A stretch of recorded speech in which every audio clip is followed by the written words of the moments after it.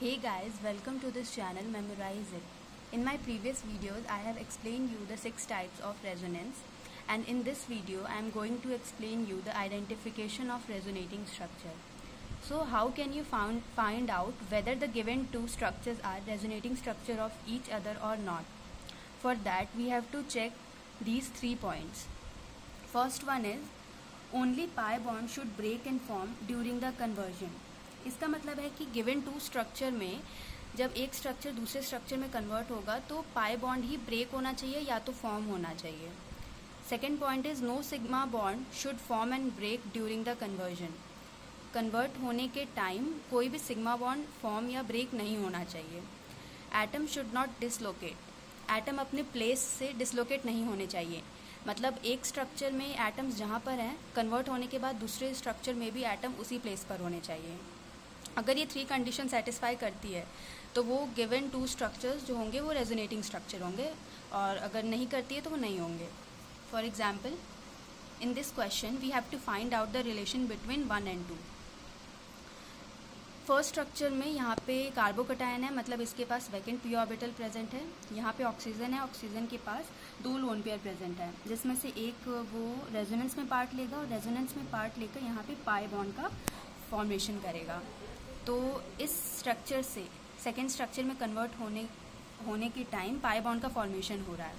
तो इससे first condition satisfy हो रही है. दूसरा क्या था, सिग्मा बॉन्ड फॉर्म नहीं होना चाहिए, तो यहाँ कहीं भी सिग्मा बॉन्ड फॉर्म नहीं हुआ है. तीसरा था कि एटम डिसलोकेट नहीं करने चाहिए अपने प्लेस से, यानी इसमें CH2 है, यहाँ पे OMe प्रेजेंट है. दूसरे स्ट्रक्चर में यहाँ भी CH2 प्रेजेंट है और यहाँ OMe प्रेजेंट है, तो कोई भी एटम अपने प्लेस से डिसलोकेट नहीं हुआ है. तो यानी ये 2 स्ट्रक्चर जो है, इन दोनों के बीच रिलेशन क्या है, ये रेजोनेटिंग स्ट्रक्चर हैं एक दूसरे के. इन नेक्स्ट क्वेश्चन हमें इन 2 स्ट्रक्चर के बीच में रिलेशन फाइंड करना है.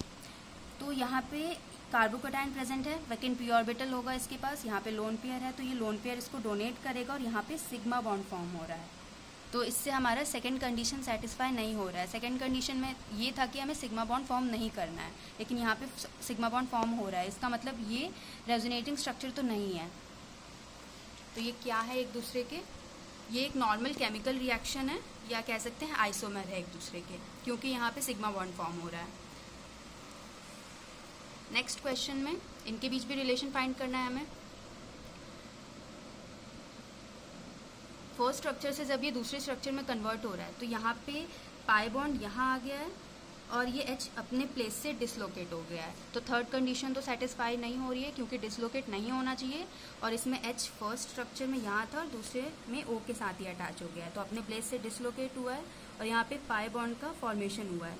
यहाँ से ब्रेक होकर यहाँ पे फॉर्म हुआ है. तो पाई बॉन्ड वाली कंडीशन तो सेटिस्फाई हो रही है, लेकिन डिसलोकेट वाली कंडीशन सेटिस्फाई नहीं हो रही है, और यहाँ पे सिग्मा बॉन्ड भी फॉर्म हो रहा है. तो इसीलिए ये रेजोनेटिंग स्ट्रक्चर नहीं है एक दूसरे के, ये क्या है, आइसोमर है एक दूसरे के. फिर नेक्स्ट क्वेश्चन में इनके बीच रिलेशन फाइंड करेंगे. तो हम देखते हैं जब ये फर्स्ट स्ट्रक्चर से दूसरे स्ट्रक्चर में कन्वर्ट हो रहा है तो ये जो नेगेटिव चार्ज है ये रेजोनेंस में पार्ट लेगा, क्योंकि यहाँ पे पी ऑर्बिटल प्रेजेंट है. ये यहाँ जाएगा, यहाँ पाई बॉन्ड का फॉर्मेशन हो रहा है, ये पाई बॉन्ड शिफ्ट होकर यहाँ पे नेगेटिव चार्ज आएगा इस कार्बन पे.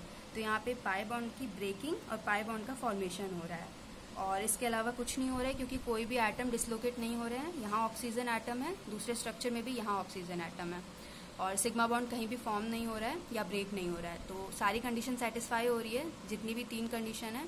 इसीलिए ये फर्स्ट और सेकेंड क्या है, रेजोनेटिंग स्ट्रक्चर है एक दूसरे के. So this was all about identification of resonating structure. Thank you so much for watching our videos.